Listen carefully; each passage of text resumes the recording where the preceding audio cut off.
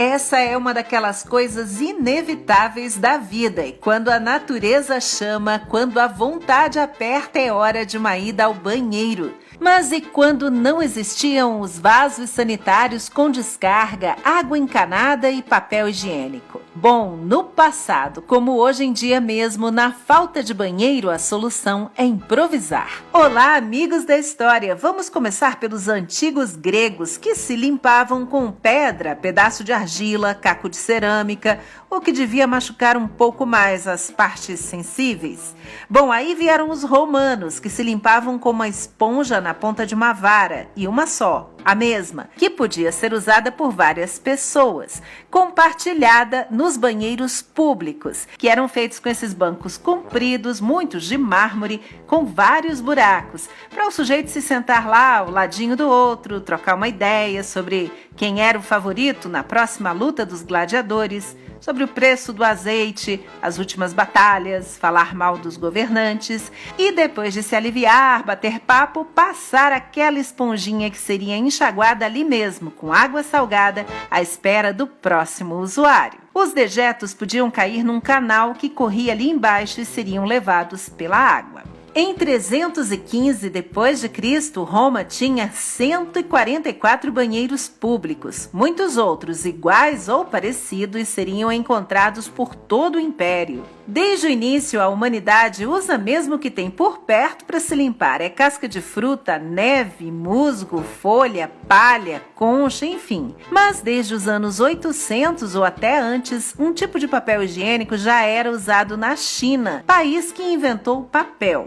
O papel, tá, pessoal? Não é o papiro egípcio. Por volta do ano 1390, a família do imperador Hongwu, fundador da dinastia Ming, se limpava com grandes folhas de papel macio e cheirosinho. Na Idade Média, não era raro que camponeses se aliviassem no mato ou dentro de algum rio, córrego, qualquer lugar com água corrente. Havia ainda a casinha comunitária que servia a todos. E em vários lares havia o pinico, que era deixado ali no quarto, perto da cama e depois de cheio seria despejado do lado de fora ou esvaziado diretamente na fossa, que era basicamente um buraco no chão. Em certos locais o conteúdo podia ser simplesmente jogado pela janela ou pela porta, azar de quem estivesse na rua. Aliás, se você vivesse naquele período, era bom olhar para cima quando passasse perto de um castelo. Essa estrutura nas paredes, uma espécie de cabine, ficava suspensa sobre um fosso. A vista de cima era proporcionada pelo buraco no assento, geralmente de pedra ou de madeira. Inclusive, em 2013, nas ruínas do banheiro de um castelo no Chipre, foram encontrados por pesquisadores ainda alguns ovos de parasitas, de vermes, das fezes dos cruzados, o que indica que esses bravos guerreiros, lá pelos anos 1200, eram infestados por lombrigas, provavelmente pela higiene precária e até a água e comida contaminadas. Muitos morreriam não nas batalhas, mas por desnutrição. Os mais ricos podiam usar o que chamavam de cômoda, uma caixa de madeira com assento e uma tampa que cobria uma vasilha de porcelana ou de cobre lá dentro, para coletar os resíduos. Reis e rainhas às vezes cobriam suas cômodas com veludo, renda e também tinham uns troninhos alcochoados. Ramos de ervas aromáticas disfarçavam o mau cheiro. John Harington, afilhado da rainha Elizabeth I, inventou o primeiro vaso sanitário com descarga ainda em 1596. Era uma cisterna elevada e um pequeno cano pelo qual a água corria para descarregar os dejetos. Quase 200 anos depois, o escocês Alexander Cumming, que era relojoeiro e inventor, desenvolveu o tubo em forma de S, acoplado ao vaso, para evitar os odores desagradáveis, e a gente agradece muito. Mas só em 1860, o encanador preferido da elite inglesa, Thomas Crapper, aperfeiçoaria o projeto. Abriu uma empresa de equipamentos sanitários e logo o nome dele estaria em todas as caixas de descarga que começaram a ser instaladas nos banheiros ingleses. Mas faltavam banheiros públicos suficientes para atender a todas as pessoas no século XIX, quando a população aumentou bastante. Em Paris, sem um toalete mais próximo com um bom bidê, a bela dama fazia xixi na rua mesmo, escondida por outra moça, mas observada de cima pelo rapaz. Londres, superlotada, sofreria com o fedor das fezes, esterco, animais mortos e produtos químicos jogados no rio Tâmisa.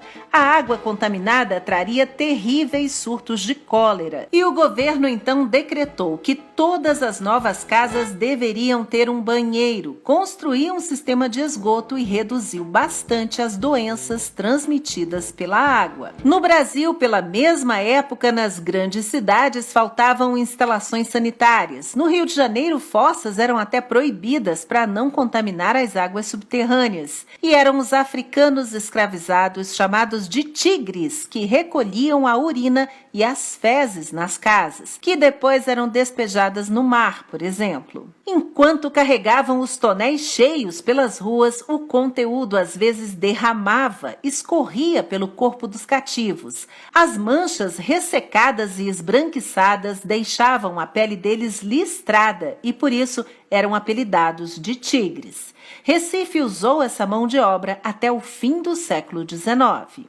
Nos Estados Unidos, desde os primeiros colonos, era costume usar, por exemplo, espiga de milho para se limpar, substituída depois pelas folhas dos catálogos e revistas que chegavam pelos correios. O conhecido almanaque do velho fazendeiro já vinha com um furo na parte de cima para o pessoal passar um barbante e pendurar na casinha para a hora da necessidade. Aos poucos, o papel higiênico foi sendo comercializado, mas ainda enfrentou muito a resistência dos americanos, que não queriam pagar para isso e também tinham vergonha de comprar o produto em público. Mas com a popularização dos vasos sanitários, a publicidade fez médicos e encanadores recomendarem o produto e convencerem o mundo a se limpar assim. E em menos de um século, os Estados Unidos transformaram algo descartável em indispensável. Agora também extra suave, com 3 camadas e perfumado. Mas é claro que até hoje, em muitas culturas, isso tudo pode variar. Na França, os banheiros públicos evoluíram com o tempo de um ponto ao ar livre para que os homens urinassem quase que na frente de todos na rua,